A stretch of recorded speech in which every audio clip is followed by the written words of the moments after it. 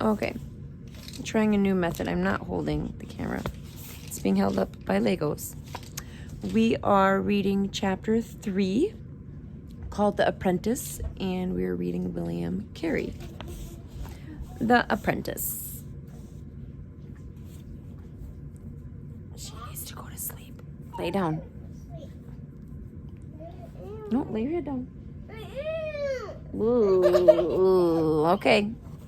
William's father had to make a decision. What job should he find his oldest son? Most people assumed that Edmund Carey would apprentice his son to a weaver, just as he had been apprenticed as a young man. But Mr. Carey was not so sure. There had been a lot of news in the Northampton Mercury over the past year about how the new spinning machines and steam-driven weaving looms were about to change the way fabric was made. Many people in Palsbury argued that fabric had been made by hand in small cottages for generations, and that was the way it would always be made. William's father wasn't so sure, though. He thought that steam-powered factories would soon be able to spin yarn and weave fabric 100 times faster than a single weaver at his loom. And then where would weavers be? It might not be such a wise idea. He decided to apprentice William to a weaver. Oh, it might not be such a wise idea. He decided, to apprentice William. Boy, those commas are important. It might not be such a wise idea. He decided to apprentice William to a weaver. So if William could no longer work outside and wasn't going to be a weaver, what should he do?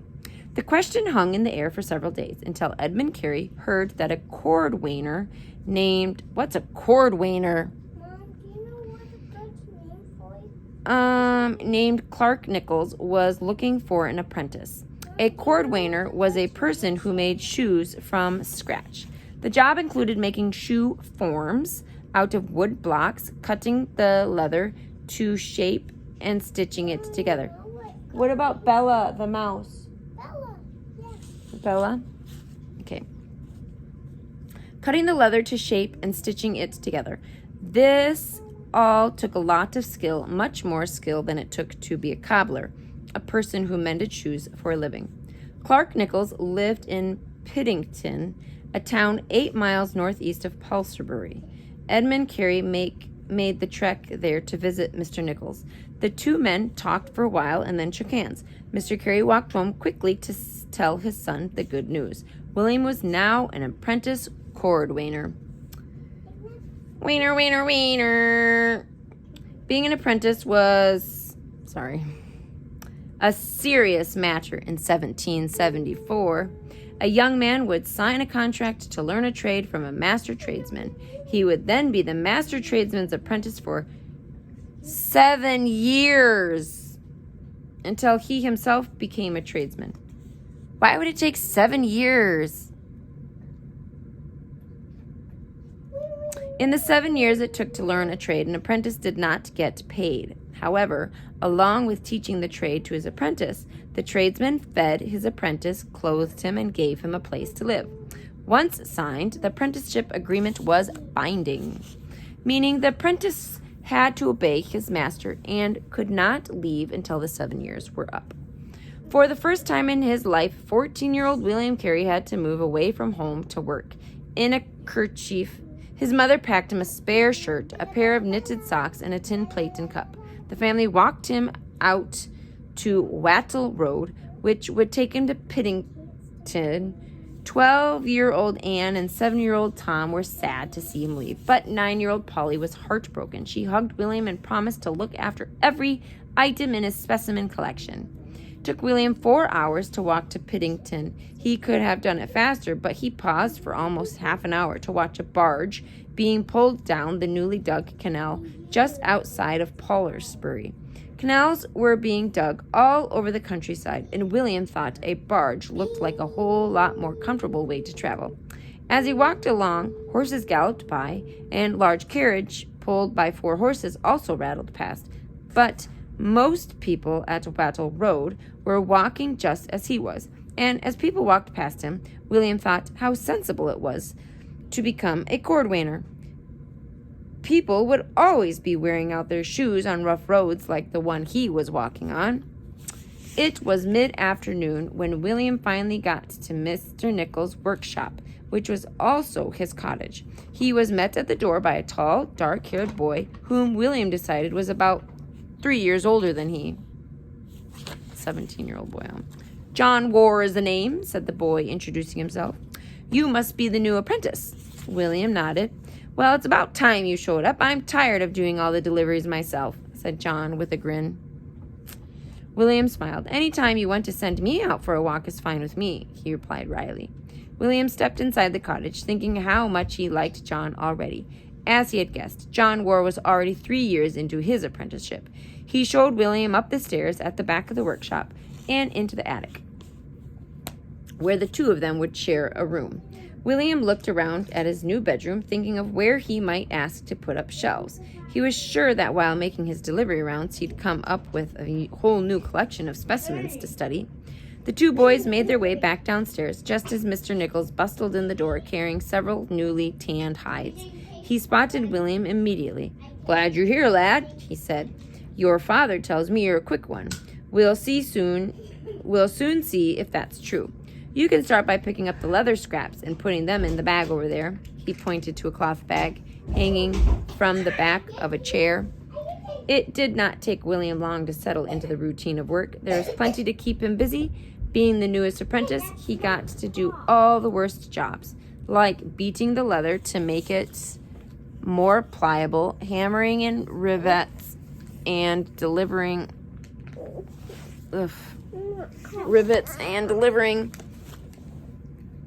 rounds. And delivering the finished pairs of shoes. It was on one of these delivery rounds that William made a foolish mistake he would remember for the rest of his life. It happened around Christmas time. Since an apprentice did not earn money at Christmas, he was often allowed to collect a few pennies in the donation from some of the other tradesmen his master bought supplies from. These donations were called a Christmas box. One of William's deliveries was a pair of boots to the local blacksmith, who paid William the shilling he owed Mr. Nichols for the boots. Then he asked, And what would you like for your Christmas box, lad? Will it be a sixpence or a shilling? William could hardly believe his luck. A shilling was a lot of money, enough to buy a new quill pen he'd had his eye on for weeks. The shilling, thank you, sir, he replied quickly.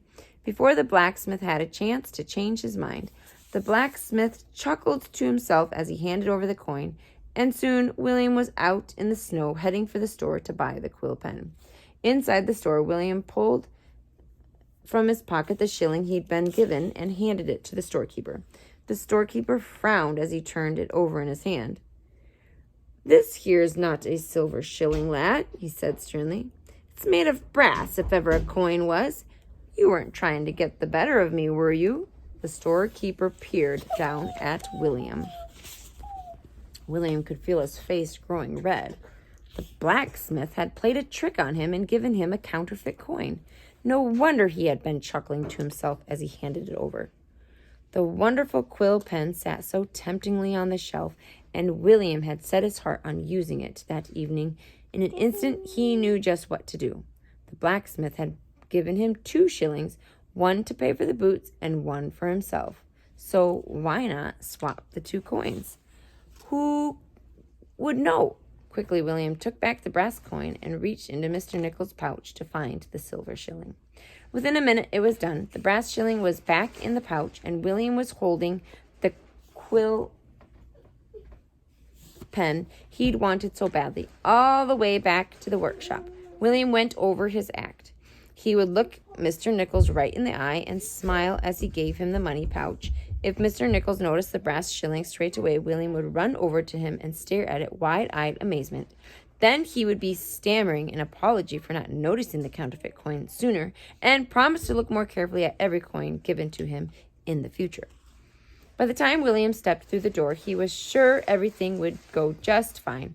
Mr. Nichols was standing at his workbench with hammer in hand, tacking the leather sole onto a boot. He put the hammer down as William came through the door, letting in a blast of cold air behind him.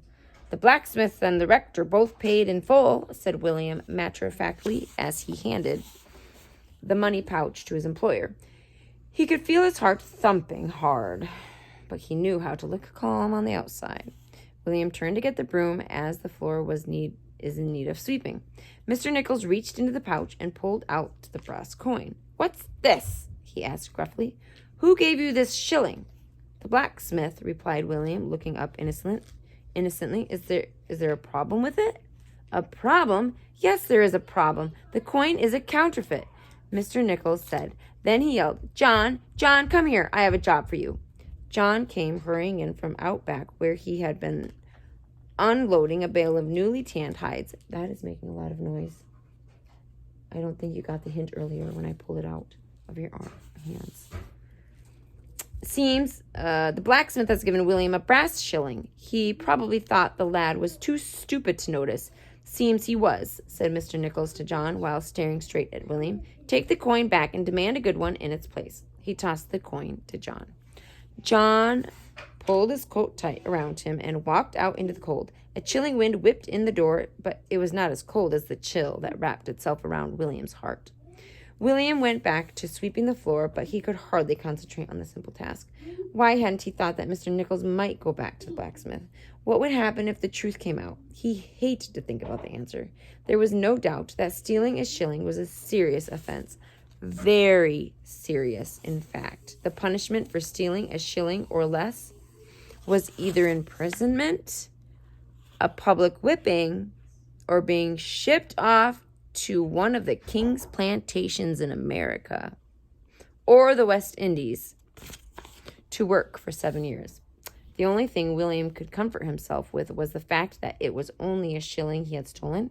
The punishment for stealing more than a shilling was death by public hanging, after which the thief's corpse would often be left at the side of the well-traveled road as a warning to others not to steal. William had occasionally passed such corpses while making his deliveries. The message not to steal, however, had not seemed to sink in. William began to pray, "Oh God, if you get me out of this, I will never lie again. I'll go to church 3 times every Sunday, and I will never steal another thing. Just get me out of this. I don't want to go to the West Indies." When the blacksmith himself came back with John a half hour later, it seemed to William Carey that God was not going to answer his desperate prayer. The horrible story came tumbling out. The blacksmith explained to Mr. Nichols that he had given William the brass coin for his Christmas box as a joke, and he was surprised when William had not noticed right away that it was fake.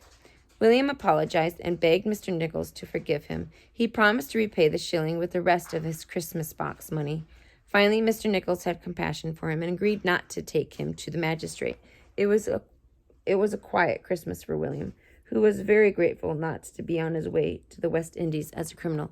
Zuri! Stop eating chips!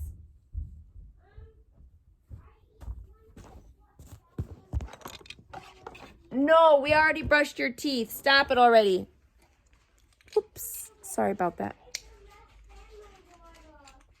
No more chips. We brushed our teeth. Where is... Here it is.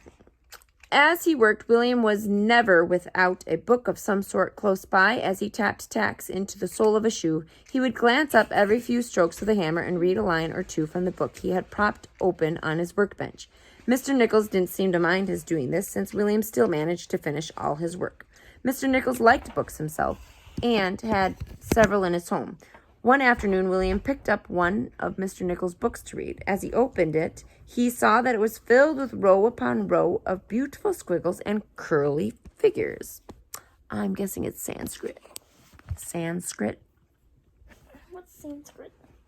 It's what the alphabet they use in India. Or Arabic. This strange text fascinated him. He could not read a word of it and wasn't even sure what language it was.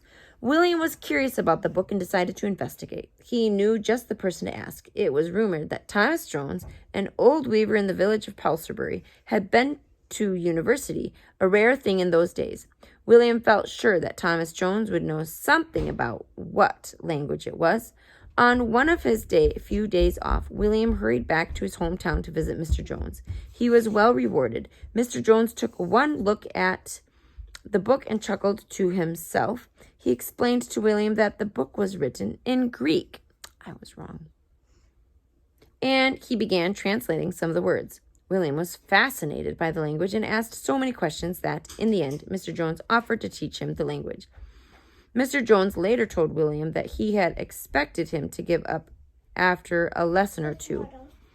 After all, why would an apprentice cordwainer want to know Greek?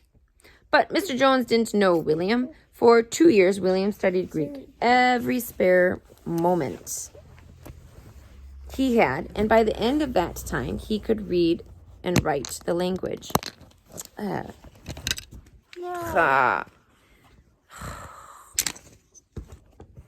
No more moving from this spot, please. Causing problems. Sorry, guys. Every spare time he had. Yeah. Every spare moment he had, and by the end of the time, he could read and write the language well. By the time he was 16 years old, he knew Latin and Greek. 3 languages now he speaks by the time he is 16. William was one of the better educated men in the district. He had no idea that one day he would use his knowledge to help people half a world away. Since William had not been shipped off, you mean you can help people if you learn things? Is that why we learn and go to school and do school? And why we study Latin? We can help others? What? Since William had not been shipped off to the West Indies for swapping the brass shilling, he kept his promise and began attending church 3 times each Sunday. He often talked about church with John Warr. Both men loved to argue about religion. William's father was an Anglican church clerk, and John's father was a leader in the nonconformist church. Nonconformists were also called dissenters and belonged to Baptist, Congregational, Presbyterian, and Quaker denominations. Most of the discussions between William and John centered around the different ways their father's churches worshipped. The two friends had extensive disagreements over everything from infant baptism to who should qualify as a minister. Often the discussions would turn into heated arguments. Did you brush those chips off your teeth? Yeah, with your toothbrush. William was very good at arguing and won nearly every religious argument he had with John. Sometimes he had the uncomfortable feeling that even when he had won an argument, he'd lost something a lot more important, but he could never admit that to John. May have won the argument, but at what cost? Secretly, William admired John for being a nonconformist. A person had to be willing to make sacrifices to be one. For example, the Test and Corporation Acts barred dissenters from being paid officers of the state and from holding rank in the army or navy. William was also aware that the children of dissenters were banned from going to the school in Palsbury. To be a dissenter was definitely to be an outsider, to be outside the mainstream of 18th century English life. Still, William would not let John get the better of him in an argument. In one argument, John maintained that the Church of England was not free to do as God wanted, since its main job was to serve and please the king, who was automatically the head of the church. In John's opinion, this made the state church nothing more than a pawn. Little did either of them know that an event was unfolding across the Atlantic Ocean that would force William to come to the same conclusion. The event was the American Revolution. William had followed events in America closely ever since his Uncle Peter had come back from fighting in Canada. Actually, it was the British winning the war against the French in Quebec that had helped bring on American Revolution. Once Canada was firmly under British control, the American colonists were no longer afraid that France would invade them from the north. Without this threat of invasion, many of the English troops stationed in America were sent home. The colonists had been willing to pay high taxes to the king for protection against the French. But now that the soldiers were gone, the colonists began to ask each other why they still had to pay the same high taxes. What was the king doing for them that they could not do for themselves? Thus, in 1775, the colonists had rebelled at the Battle of Lexington and signed a Declaration of Independence from Britain the following year. Spain and France had declared that they would fight for America's freedom, and so the American Revolution had raged on. George Washington, whose grandparents were from Northamptonshire, and the rebel colonists became the champions of a lot of people in Pennington and Pelsbury. Many people in the area said that King George III was mad and unable to make wise decisions, and that they should all be praying for a new king rather than for the failure of George Washington and the rebels in America. William was also beginning to think this way. As he had read about the situation, he'd come to the conclusion that the cause of the American colonists was right and just. For months, John War had been inviting William to go with him to